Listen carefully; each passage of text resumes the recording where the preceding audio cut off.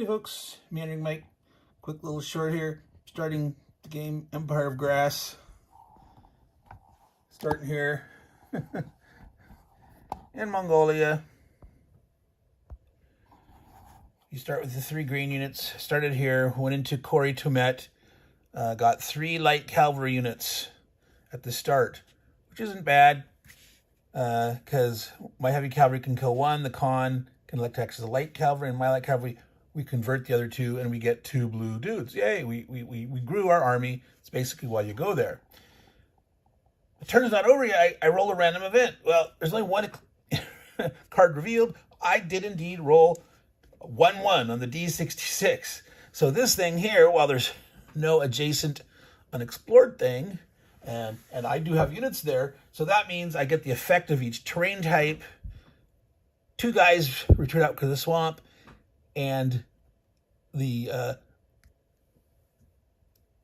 result of the forest is rebels attack, so I'd have to lose 1 dude. So I lose 1 of my blue guys, and then comes around the turn 2, I get to the allies waver phase, and I roll 4, which I have blue units, and they rebel. I have no gold, and so my 1 guy rebels against me. So there we are. Turn 2, we're at the movement phase, but we are sort of, in a sense, back where we started. We lost our recruited dude. We really gained nothing. We're going to have to waste a turn because we can't just ban it up and leave them there, because then they'll sit there and grow automatically every turn during the enemy increase phase.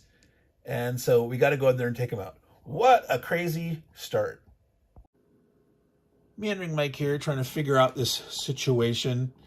We were sieging this city. All these hostiles with the red dots were all allied to us red dudes.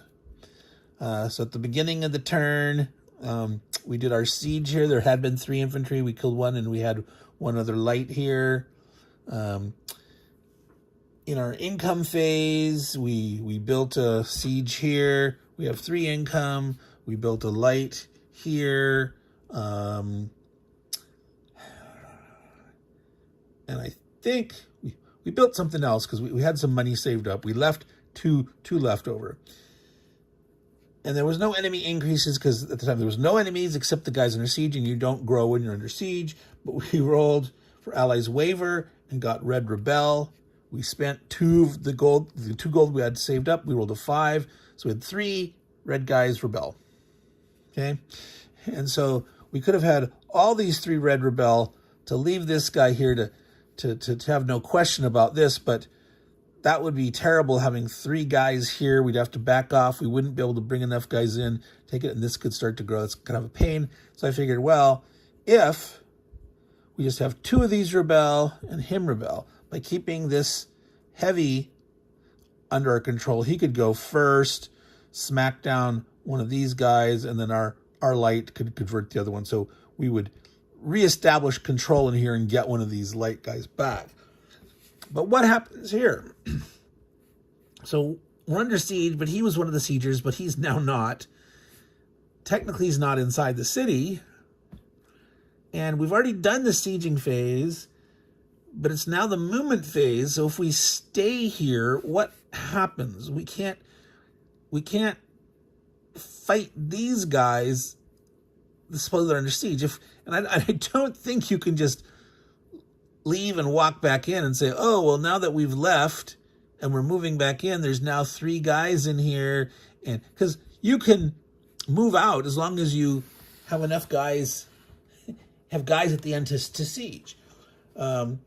And it doesn't say in the rules you have to maintain more guys to maintain the siege. It doesn't say it that way. It says just if you leave and you come back, you... where is that? I don't want to spend too much time digging in there, but it says if you leave a siege and move other units in, the siege is still in progress. It doesn't talk about how many you have to maintain. So it's kind of weird. Like once they've retreated in under siege, can you technically leave just 1? If you leave just 1 guy there sieging, you're going to lose him. Because when the siege happens, and you don't have the siege engine there, you each lose one. And if you disappear, if you have done left, you're not losing. He's going to be able to grow an infantry back if he got down to 0 for free. So if you had one guy and you left one guy, you're not going to take it. So how does this work? How is this strange edge case where you had guys sieging and then a dude rebels, and so it's the same turn that you've already sieged. He was one of the siegers,